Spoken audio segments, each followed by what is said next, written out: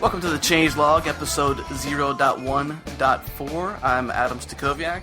And I'm Wynn Netherland. This is the Changelog, bringing you what's fresh and new in the world of open source.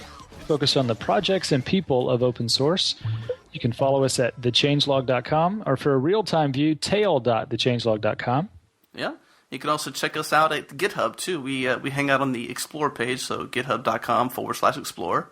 They got some trending repos listed there, as well as some feature repos from our blog, and also all the audio podcasts from 0.1 whatever, all the way up to this one here. So just go ahead and go to GitHub and check it out. 14 episodes we've been on the air. Can you believe it? Yeah, it's kind of like a dynasty, isn't it? That's right. You know, and like everybody else, it seems like we're on Twitter. Changelog Show is our handle. And me personally, I tweet at Penguin, PENGWYNN. Yep, I'm Adam Stack pretty much everywhere. Twitter, Facebook, Friend Feed, which was consumed by Facebook, and everywhere else.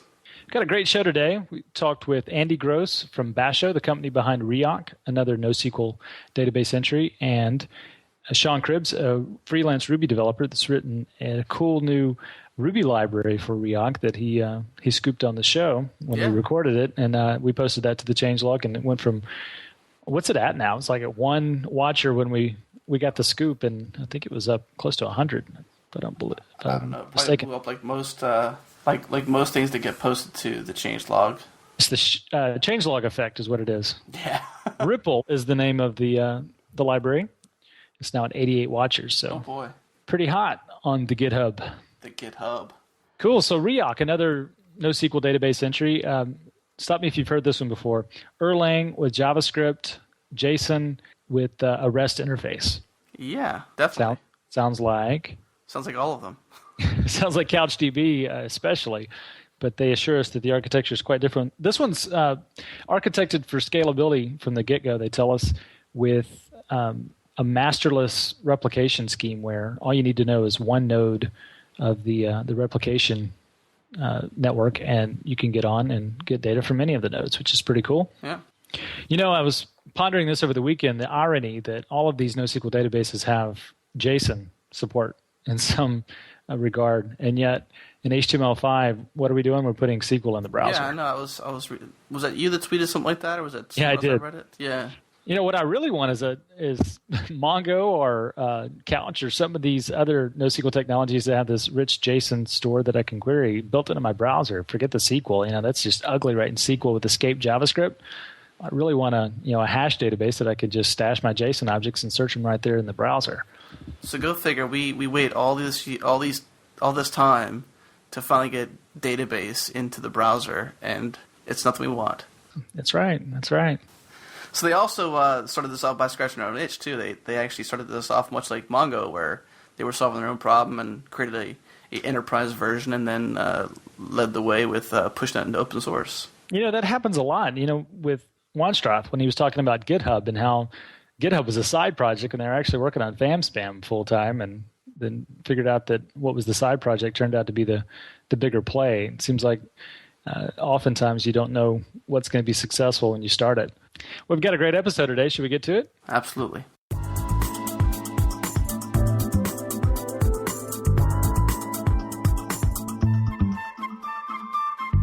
All right, we're joined by Andy Gross from Basho, the company behind Riak, the cool new database document store, and Sean Cribbs, a freelance Ruby developer. Andy, why don't you introduce yourself? Let the folks know a little bit about yourself and Basho. Hi, yeah, I'm Andy Gross. I'm the VP of Engineering at Basho Technologies. I've been working at Basho for about 2 years, and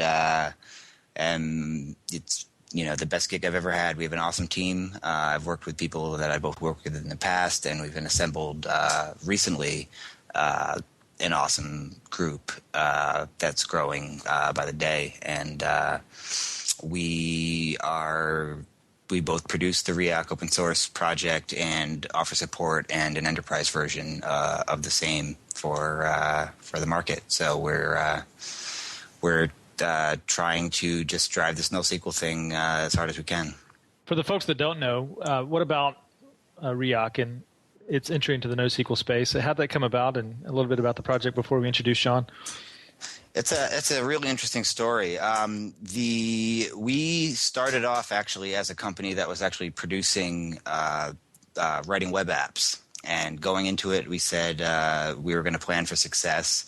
And one thing that a number of us have been burned by at previous startups is tying ourselves to a relational database and then having to change that architecture at the worst possible time, which is when you start to get popular. So one of the things we said going in, and it was awesome that we had buy-in from the other founders too, that we were going to write our own data persistence layer, which is it can be seen as relatively controversial.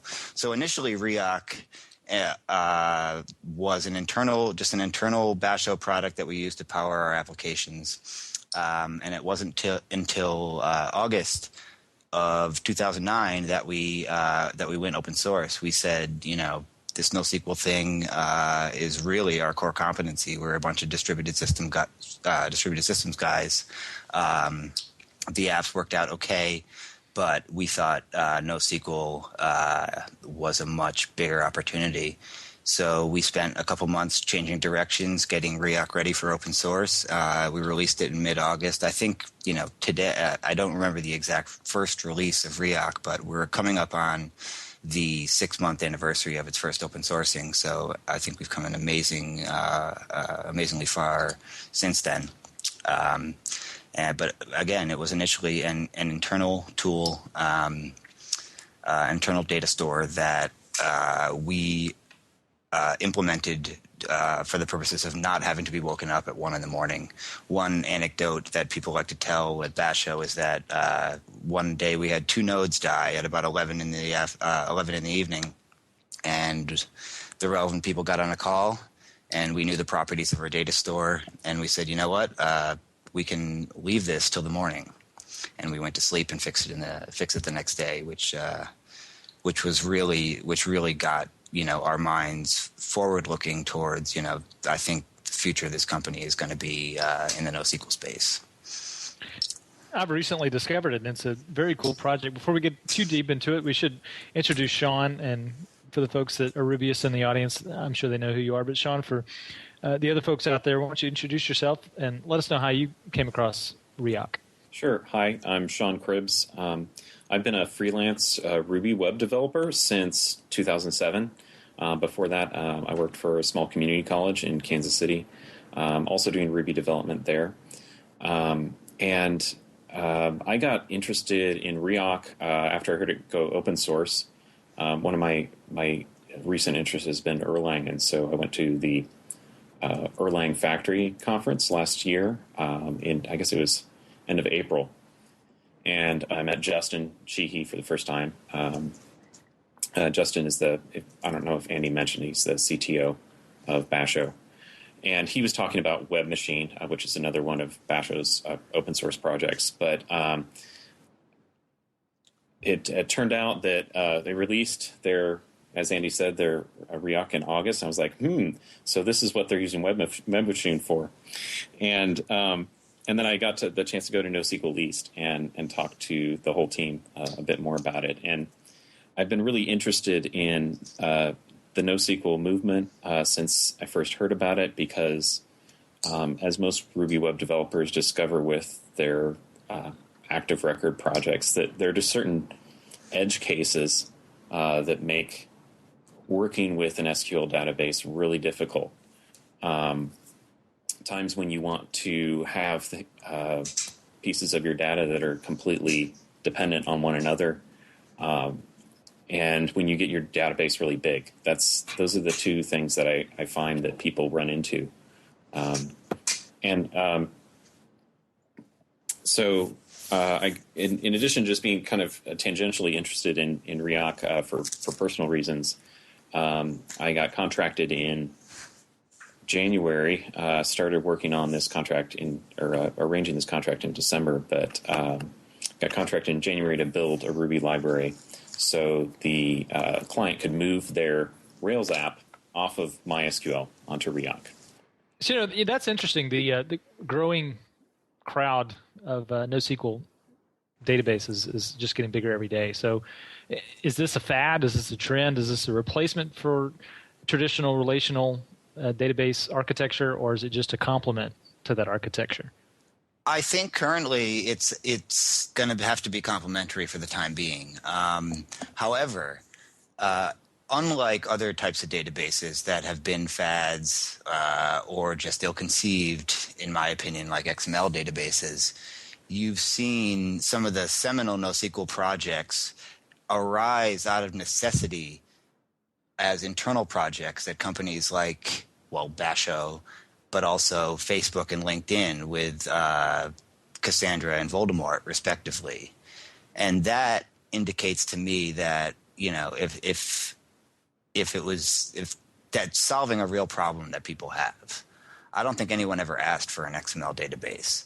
But when you see companies actually implementing their own data stores that are so fundamentally different, but so relevant to the problems that modern web apps face at scale, that's indicative of something that's not a fad and actually a market need. So a question from Twitter already. Jake Don asks, what makes Riak different from the other players in the space?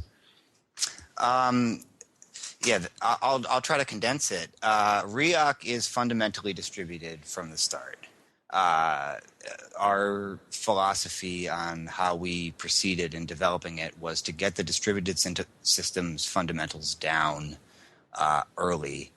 I've seen in other projects, shortcuts that have been taken with regard to, proper distributed systems theory made early on, and then then people realize there's a need to, say, implement vector clocks, which are, logical, non-physical timestamps, and eliminate the need for all your servers to be perfectly time synced. And it's really hard to get that stuff to retrofit that stuff onto a data store that you've made compromises on with regard to those things earlier. So Riak is fundamentally distributed. It works fine on a single node. It scales down excellently. When we were developing applications, every developer on their MacBook had the entire stack running, including 4 Riak nodes. Operating just as they would in production. It also scales up to hundreds of nodes just as easily. So that's where I see that's one of the primary key differentiators of Riak. We were very deliberate about getting the fundamentals right first, and more recently, we've been tackling. Now that we have that done, we've been tackling making it, easy to use and not something that's perceived as, a complicated, hard to use piece of software. And I think that was the right path to take, because now I'm very confident in the core of Riak, and we can start delivering features like things that Sean has been working on, and some of the more recent features in the latest releases of Riak, like JavaScript-based MapReduce, and some of the other things in the pipeline that I'm sure we'll get to later. Could you talk for a moment about the language breakdown? What's the core technology? I understand Erlang is at the center of this. So what's the architecture? So Riak is mostly written in Erlang.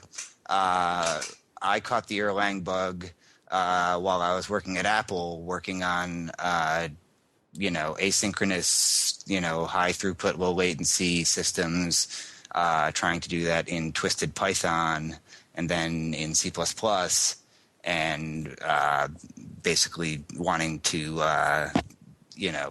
scream because of that. And Bob Ippolito, who I then went to work for at Mochi Media, had turned me on to Erlang, and it was just a dream come true for me to be able to work in that environment. It's extremely powerful, extremely proven, and has been used and proven to provide uptimes greater than any other measured language or product out there. So the core distributed system, the core Riak code is mostly Erlang. we do have extensions. The storage layer, we have pluggable storage. Our preferred storage layer is InnoStore, which is another Basho open source project that is an Erlang wrapper around embedded InnoDB. And our JavaScript support is Mozilla's SpiderMonkey, which is written in C. And we use Erlang's interfacing foreign function interface capabilities to talk back and forth between those subsystems. But the core is in Erlang.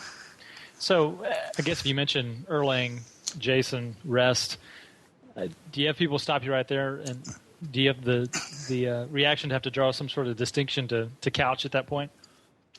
Yeah, I think Couch is a great project, and Couch really got out there early and really got people aware of NoSQL in general, and just, hey, there's a new way of doing this type of thing.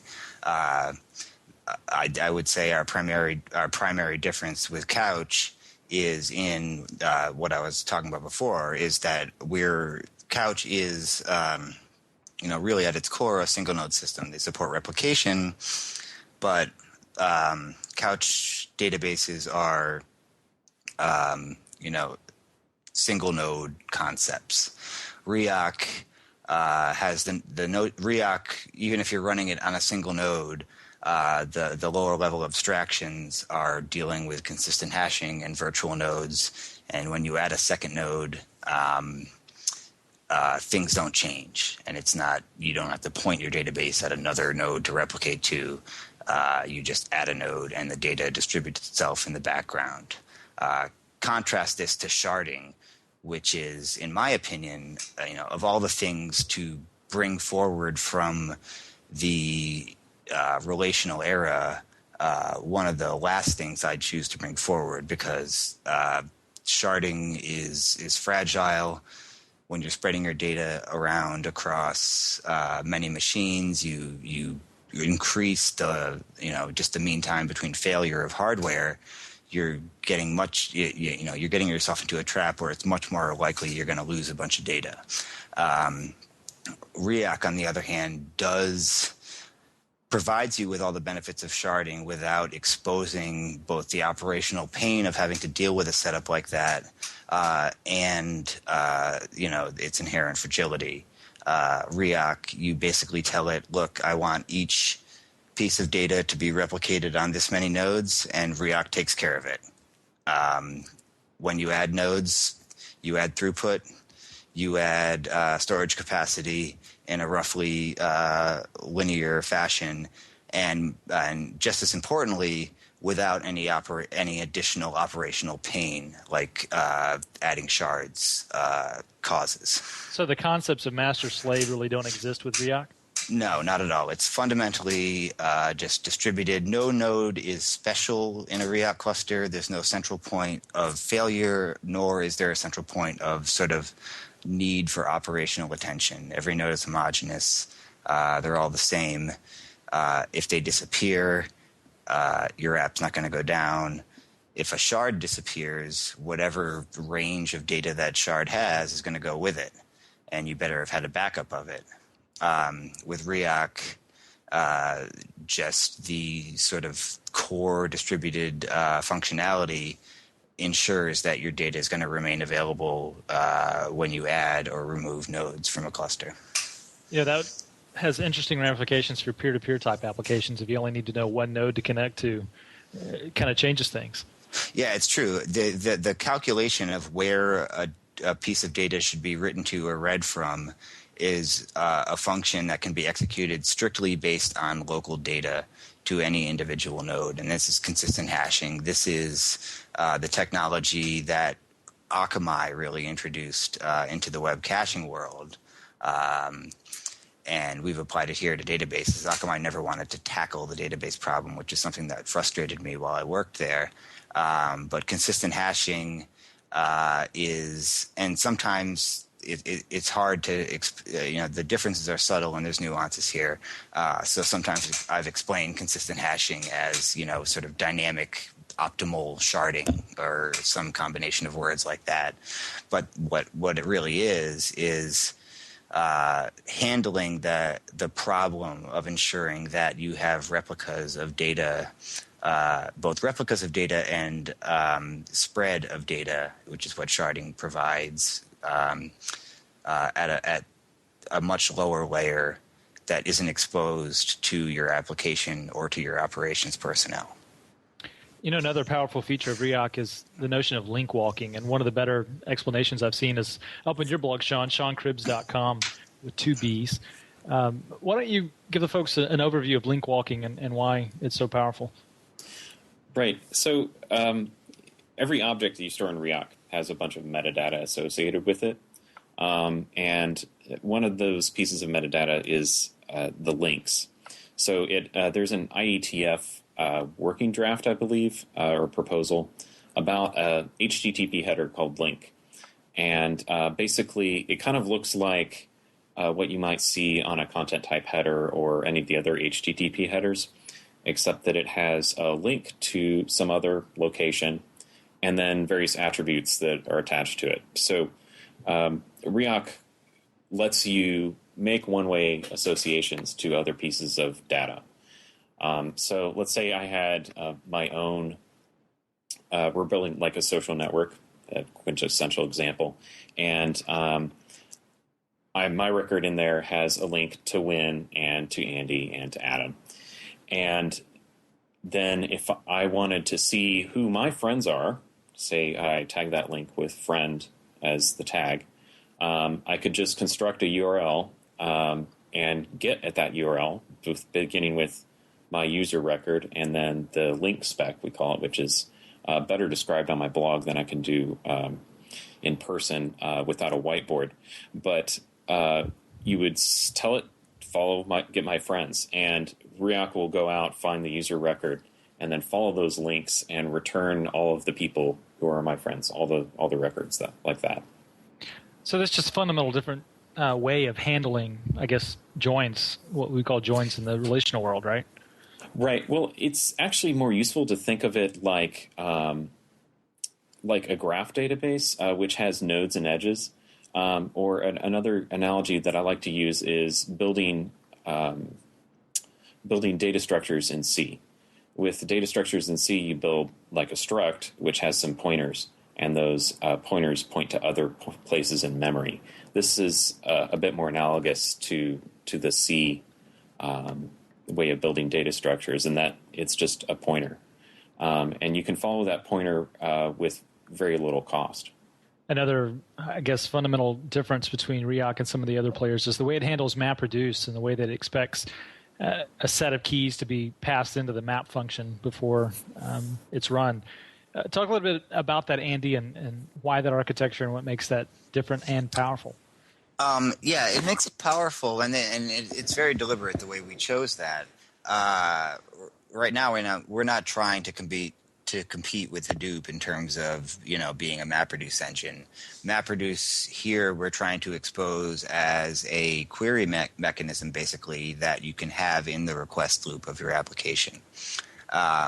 And Sean really led into this with the fact that the way web applications are structured nowadays, you tend to start with a root object like a user, and you can fan out from there to their friends, their blog posts, their comments, whatever other sort of domain objects that you have. And throughout the course of a web session, you'll know the keys ahead of time that you want to perform an operation on. And this is getting back a little bit to the consistent hashing stuff I was talking about before.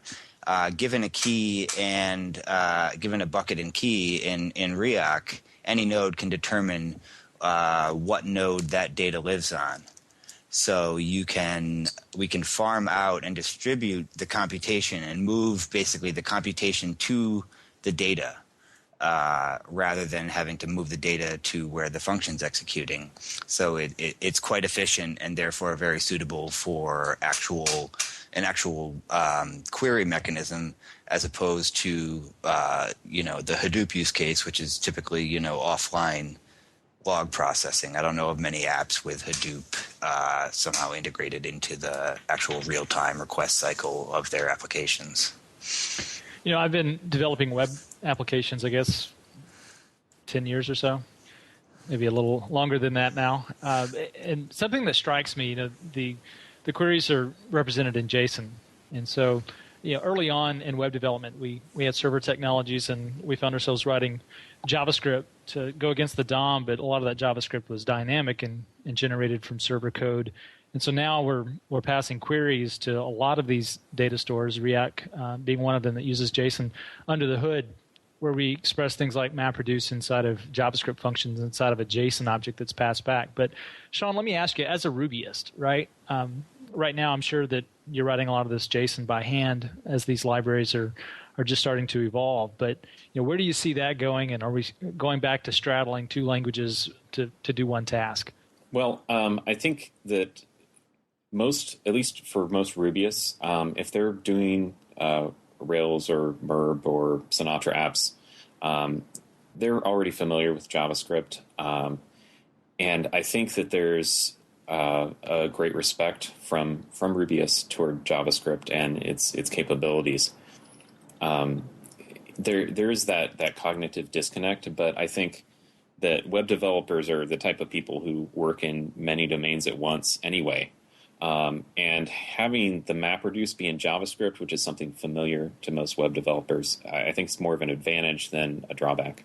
Just wanted to add a little bit to that, and then this kind of struck me too. I haven't been a web developer for most of my career. It was sort of, I was a web developer back in the days where JavaScript was sort of a hack to do browser detection and other things, and it's really turned into a nice sort of little language that is able to express these types of operations, and it also is everybody kind of knows at least a little bit of JavaScript. So it neatly bypasses what can be a difficult choice of what dynamic language VM you choose to implement inside the core of your data store. You see Google App Engine, they're rolling out support for various languages, and I think they're leveraging the JVM and its support for compiling those languages down to Java to a large degree. But I think JavaScript is really, a net win. It's easy to learn. It's simple. It doesn't have a lot of real rough edges, especially when you're dealing with it in a non-DOM, when you're not talking about the DOM manipulation aspects of it. It's expressive, it's clear, it's concise, and I think it's absolutely the right choice for the Riak MapReduce feature that we're talking about. Well, Sean, you mentioned the cognitive disconnect there. I'll ask the question that Adam's dying to ask, and he wants to keep our streak alive about discussing Node.js on this show. So, how does this play nice with Node.js, and would it be easier just to keep everything in JavaScript? Well, it would play absolutely nicely with Node.js. In fact, if I remember right, there was a recent client written for Node.js using Node.js's built-in HTTP for Riak, and I think I saw that flying by in the GitHub feed the other day. But on the other hand, CouchDB has had this concept of a couch app for a while, which is basically you just store a bunch of JavaScript and other files in CouchDB, and you can serve that out as an application because CouchDB has an HTTP server in it. Well, there's honestly no reason why you couldn't do that with Riak too. One of the advantages of the raw interface, which is what I've been writing my Ruby code against, is you can store any content type that you want in Riak. So it basically acts like an HTTP server. And there's also already in the client libraries for Riak that comes in the main distribution, very basic sort of jQuery-ish client for Riak. Looks like we've got some questions rolling in on Twitter. Adam, you want to... The Twitter. The Twitter, as I call it. Yeah, I've gone this entire podcast without saying one word. I was trying to get to like minute 44, but we're like 7 seconds away, so... Well, normally you jump in so late, I feel like we have to introduce you. This is my co-host, Adam. Yeah. Hey, this is Adam.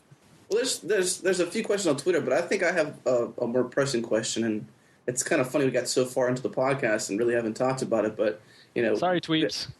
We have this company called Basho that was formed, and you guys have this product, but it's open source, it's commercial. How did that story come about? Like when the company formed, how did you initially play in revenue and the formation, and was it all joined around this product? Well, when the company formed, we were doing an entirely different business. We were actually writing applications that are relatively uninteresting in the context of this podcast. But we implemented Riak as a strictly internal project, so we wouldn't have to deal with scaling issues later on. But it was always a dream of mine that one day we'd be able to release Riak as open source. And when NoSQL started to really gain steam, we sort of weighed our options, and we ditched the app business, and we went we really just sort of leaned into it as far as the NoSQL stuff goes. And Basho as a corporate entity, we are extremely devoted to open source. We have an enterprise product that provides things like wide area multi-master replication, enhanced SNMP monitoring, web UI tools, things that are valuable to enterprises. But we really try to err on the side of putting as much stuff in, as much value into the open source project as possible. So, Basho as a company, what I think is nice about Basho is that, as a customer of Basho, you get access to our enterprise features. You get input and voting rights into our product roadmap. NoSQL being relatively new, and no deployment of NoSQL at scale being the same.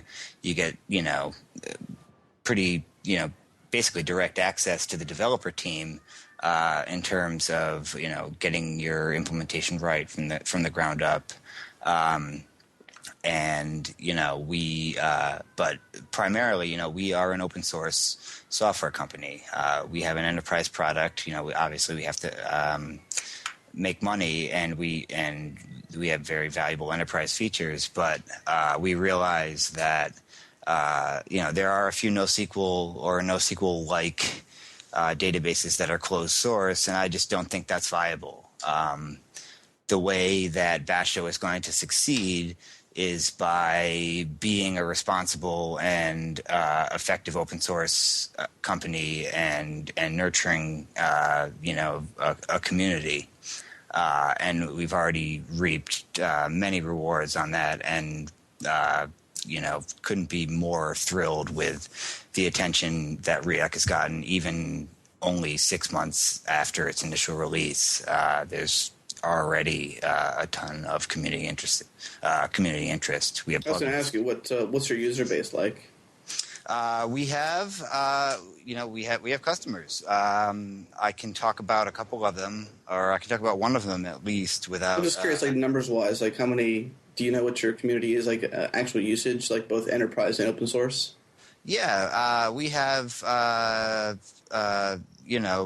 more enterprise customers than you could count on your hands.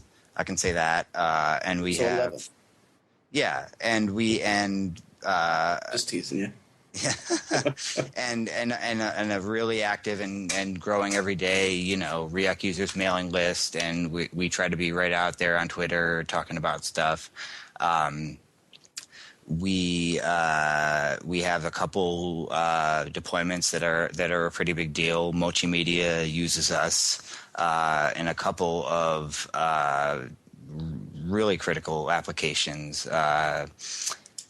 And they get ton of traffic. The one I'm most familiar with is all their session management is done through Riak, and that's something that gets I don't know the exact numbers, so one I'm comfortable saying right now would be, millions of hits a day, hundreds of requests a second.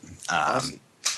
So and that's on sort of the startup side. We've also gotten interest across the board. I mean, I've been surprised throughout this process how forward-looking some companies you'd think would be still stuck in the Java, Hibernate, Oracle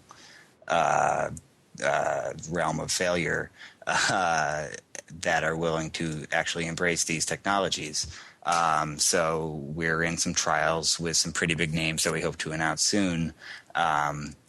But it's really, I feel it's taking off. And this is not just a Basho thing. I think this is great for the entire community.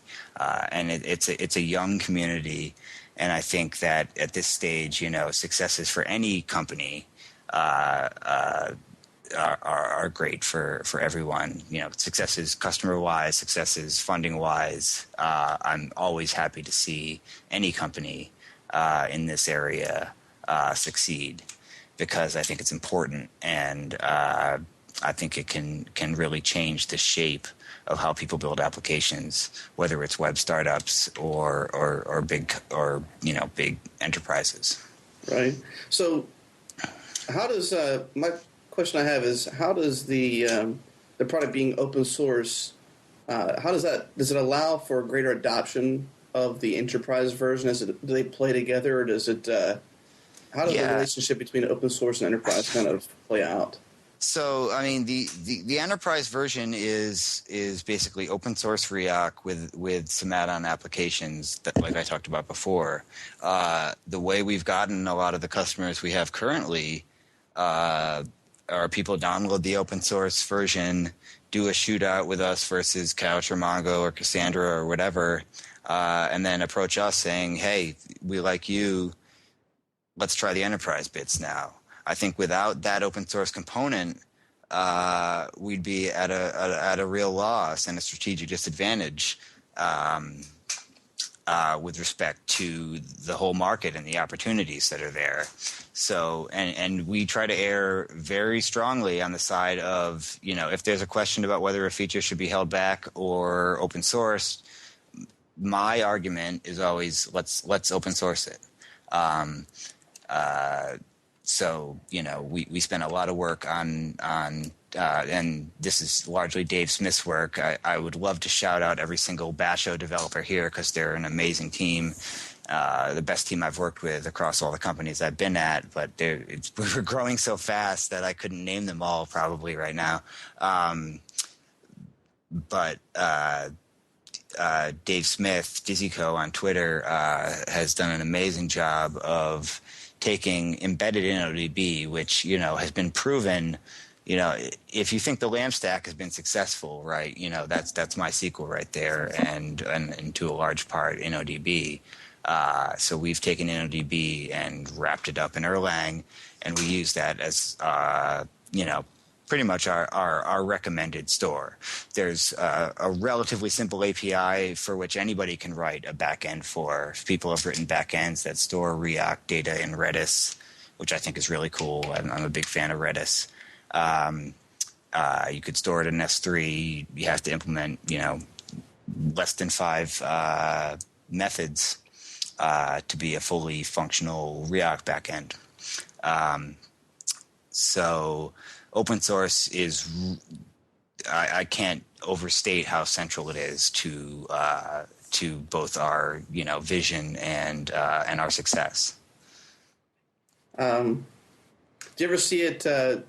We're stepping off the vein here, but do you ever see the enterprise version kind of going away, and you guys just sort of take over support for large implementations and maybe consulting and training and stuff like that, and go straight open source, or is it always going to have this enterprise vein to the product?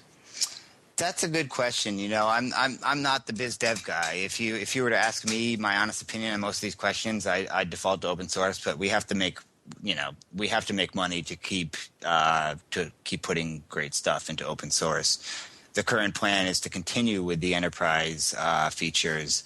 However, and I sometimes refer to this as the Sleepy Cat model. Sleepy Cat being the ones who wrote BerkeleyDB and were later acquired by Oracle. And version 1 of an enterprise feature will be a holdback for a little while, and then when we write version 2, we put version 1 out in open source. And if we can't come up with something more compelling in a year, then we failed. So while we do have things that are held back, the goal of is to gradually release those features back into the open source. So we're committed to open source. Well, you have to make money. I mean, I know that you guys are committed to open source, but you do have to make some money. But we have a couple more questions from our Twitter audience, and Sure. First question comes from Bradford W., and he wants to know about search and how Riak is going to play into search. Search, that's a great question. Search is a product that is in beta testing with a couple of customers. Collecta is the one that we've announced. Riak,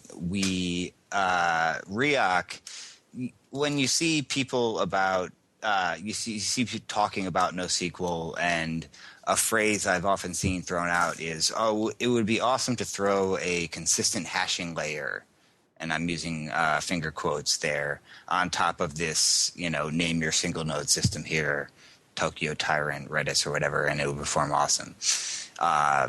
It's hard to it's easy to underestimate how much work writing that consistent hashing layer is. And Riak, however, is basically a consistent hashing layer. Since we have pluggable storage backends and a bunch of other pluggable hooks in terms of how data is partitioned, Riak Search is basically using Riak as a consistent hashing layer around what I can best describe as, what Solr is in a single node. So the Riak Search product has the same properties of Riak in that you can add a node and the data gets spread across it. In the search case, we were talking about search indices, gets spread across it, has the same basic scaling properties as Riak, but provides a Solr compatible interface to that data. So it's really just take Riak in its current use as a key value store and use that to solve a search problem. And we're having great success with that. Riak Search is currently in limited beta. We're a growing company. We don't want to,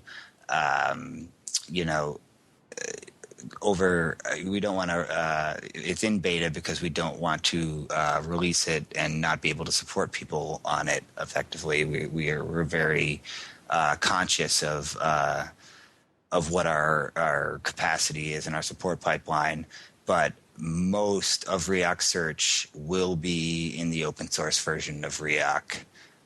The enterprise holdbacks for Riak Search are probably going to be focused around API compatibility with existing search products like Lucene and Solr, and being able to import your Solr schemas into Riak.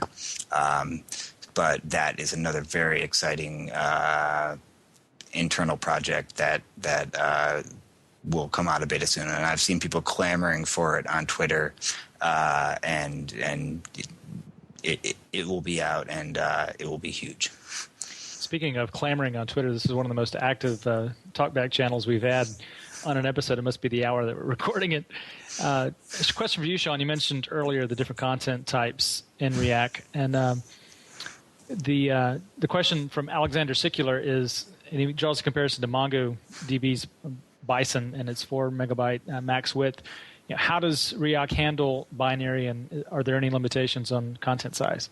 Right now, there's and this is just from what I understand, a small limitation of the HTTP layer that's on top of the data store part of Riak, but there's a size limitation. However, there's no content type limitation.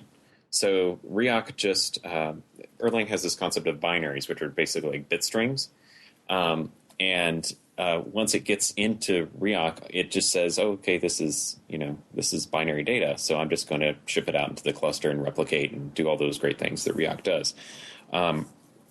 So there's really no restriction. You just have to specify the content type when you do the put or post request to Riak. So, I mean, there's no reason why you couldn't store an image or an audio file or a video, and serve that out as part of your application, or use it to like a global file system. Yeah, it's really a minor limitation and just something we really have to get to. What I've actually been working on to address this is an abstraction between the web interface and the backend storage layer that represents a stream of data such that we don't have to accept an entire body. Obviously you're not going to fit a DVD in memory on your average computer, which is, what a standard web server is going to want to do. It's not a huge amount of work to expose streaming storage abstraction such that you could upload, via HTTP and chunked encoding a very large binary and have us store it as an object. And, it's something I expect we'll implement pretty soon now. Alexander also has a follow-up question for whomever wants to answer this one. Can you save MapReduce output somewhere, and can you update output with Delta from the last execution? I could take that one. You get the MapReduce output back as,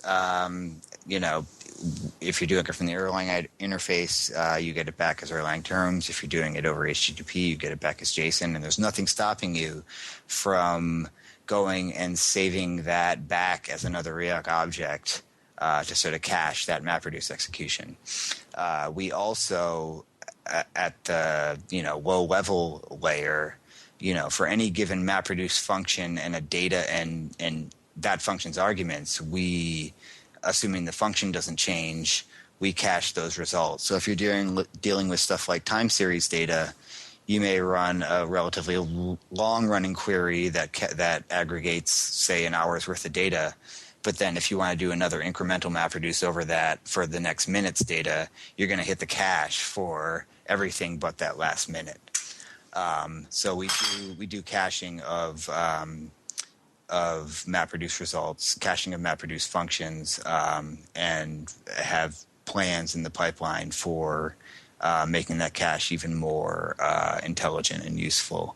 Another thing that's related to this, and this is a common dig against NoSQL DBs, especially the key value oriented ones, is you essentially need to know the key if you want to access the data. Now that we have JavaScript integration, what we're likely to add in the very near future is something along the lines of GASP. Here's something from SQL land, a trigger or stored procedure that basically says, when you put an object into this bucket, run this JavaScript. And what that JavaScript function can do is essentially do like what CouchDB does with incrementally updating views. But it can also do, arbitrary computation besides that. So I think, and this comes back to one of my points about, making, planning for success and having that be easy. People knock NoSQL value stores for lack of queryability. Especially the distributed ones, because that becomes a harder problem. We definitely plan on adding some sort of secondary indexing capability through or implemented as some sort of post-commit hook that gets executed, a JavaScript function that gets executed every time you put an object into a bucket. So you can have views that index a JSON document. Obviously, you can get it by its key and its ID, but you can index it on a secondary property as well. And I might also add that because you're not chained to the idea of an auto incrementing ID, you're not chained to the idea of foreign keys. You have the freedom to pick useful keys, as well as if you really need that extra speed. that Riak's not providing, you can create your own kind of pseudo index in another bucket.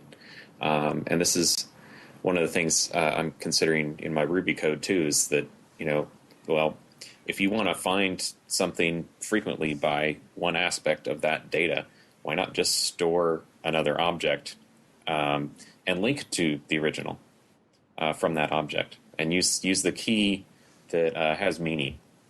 Yeah, and we've used that in our own applications, in Basho applications from our previous iteration, and in toy applications that I've wrote to great success. And on one hand, it might seem like, oh, wow, that's a pain. You have to maintain your own indexes. But it also gives you a great deal of flexibility as well. So it's sort of two-sided. And while we do want to actually natively support, retrieval based on a key other than an object's ID, there actually are some benefits and a lot of use cases where it makes sense to essentially, build your own index custom suited for your application and do that work when you're storing the primary object, like you were saying, Sean. So, Sean, you're the same Sean Cribbs of Radiant CMS fame, right? That is correct. So how do you see these document stores changing the CMS landscape? If there ever was a use case for deep, schemaless stores, I would think CMS would be it. Yes, and actually, that's part of what drew me to it. I had done as a proof of concept a converting of Radiant's model layer over to MongoDB and really enjoyed the benefits of what it provided. But on the other hand, I was also thinking about, maybe moving this into kind of a multi-tenant type thing. And then I got into the idea of, I'm going to have to build multiple databases to keep my customers or the multiple sites separate. And then it really just would have been a management nightmare. So when I saw the idea of links, which was really what drew me back to Riak after I was using Mongo, I thought, well, this is completely natural. I can go ahead and put the individual parts of each page into the page object. That makes a lot more sense than having it linked via another table. But then I can, have my users go across all the different sites. Maybe you're an editor on this site and you own this site and you pay for this site, or or you're just a reviewer on this site. So that there's a lot of possibilities definitely for CMS, simply because the problem of a content management system is one of semi-structured data, and definitely sparsely populated semi-structured data. So we heard that you have a Ruby driver coming out. Do you want to kind of mention that real quick? Sure. I'm releasing it tonight. It's going to be called Ripple. And I might interject a little bit of the story behind that name. And Andy's chuckling there. Actually, Riak is an Indonesian word meaning ripple. So when we were trying to decide the name of it, I started off with Riak client, but it's very vanilla. Ripple, I think, is really nice because it describes also kind of the idea of how Riak works. So this will be released tonight. It's going to be on Gemcutter. It's going to be Ruby Gem. It'll be on GitHub, github.com/SeanCribbs/Ripple. And I'm going to encourage people to fork it. So what it has in it is a very robust Ruby client driver that gives you all the basics of working with Riak, including things like knowing what types of HTTP responses Riak will return on different requests. And I try to take those into account. And so you get a pretty rich layer that includes the ability to manipulate buckets and insert and retrieve and delete and reload objects that you have in your application. And also, it's not entirely complete, but I'm going to go with the release early, release often on this. And there's also a modeling layer, which has a lot of similarities to Mongo Mapper. and I have to give John Noonmaker props on MongoMapper. It's a great library, and I took a lot of inspiration from that. So it's actually the probably the most interesting thing about the modeling layer is that it's Rails 3 only. So it uses the active model library to provide a lot of the more complicated things that you'd expect out of that type of library. And if you're new to MongoDB and didn't catch episode, I believe it was 011, where we interviewed John about MongoMapper, you can get all the details of that. But we're at the part of the show, if you guys have tuned in and hung around to the end of the show, you know that we're to the segment where we ask you what's on your open source radar. So, Andy, you're up first. What gets you excited in the world of open source other than what's going on at Basho? Other than what's going on at Basho, Node.js is highly interesting to me. I think there's, I think I'm not unique in being interested in that. I think you're going to see a lot more stuff based on Node.js, and I'm excited about some of the work the community is doing on native Node.js support for Riak. And I've been, admittedly am not a Ruby person, actually. And I've just been really impressed by, ever since we've started to improve our support for Ruby, the level of attention and the level of interest and the great feedback that I've had with members of the Ruby community that I haven't known before.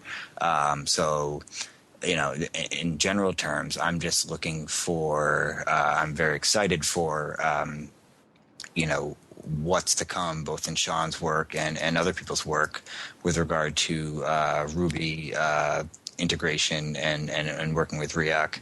I'm also really excited about projects like RabbitMQ and AMQP in general. I think Riak and Rabbit make great sense, and we've actually talked quite a bit with people about integrating them further, whether that's providing a AMQP interface to Riak or using Riak as a backend for persistent AMQP storage.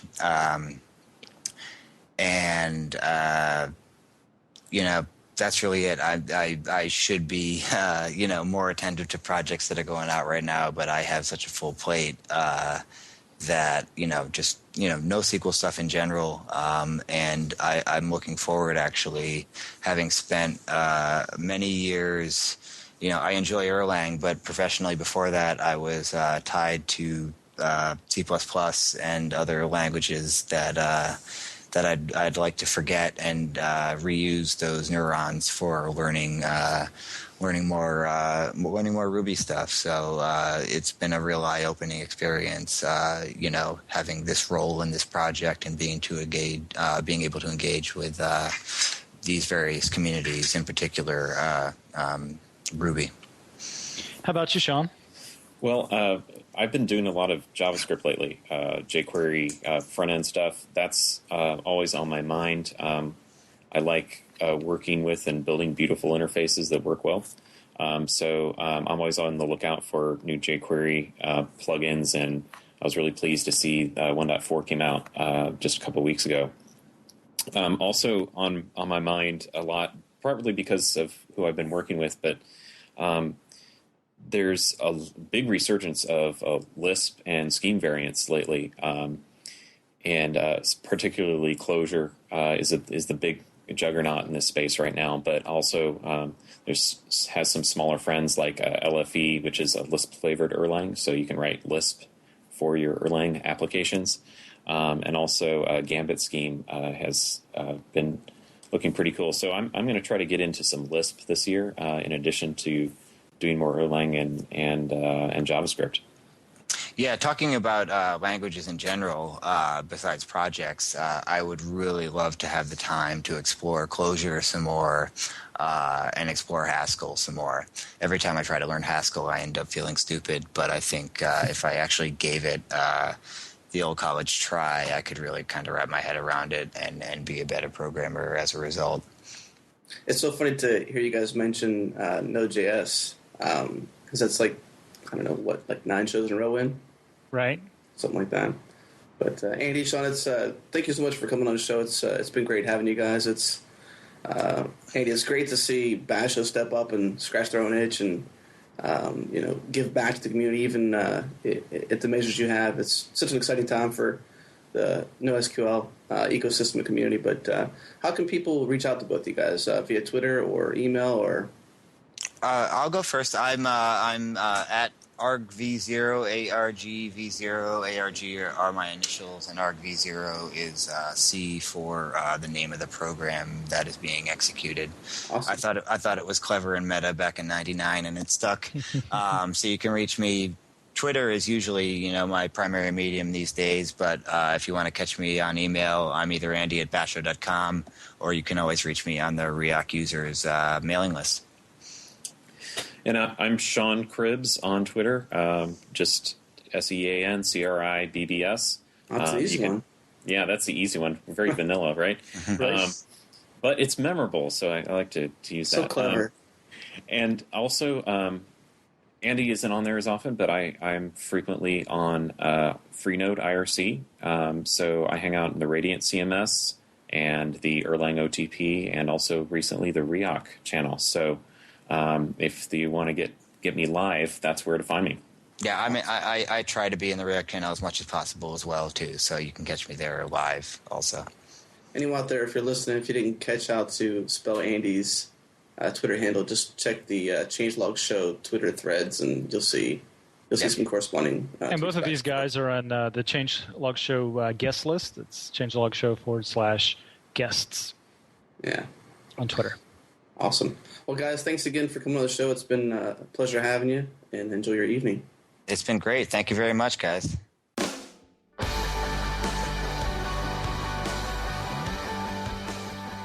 Thank you for listening to this edition of the Changelog. Point your browser to tail.thechangelog.com to find out what's going on right now in open source. Also, be sure to head to github.com/explore to catch up on trending and feature repos, as well as the latest episodes of the Changelog.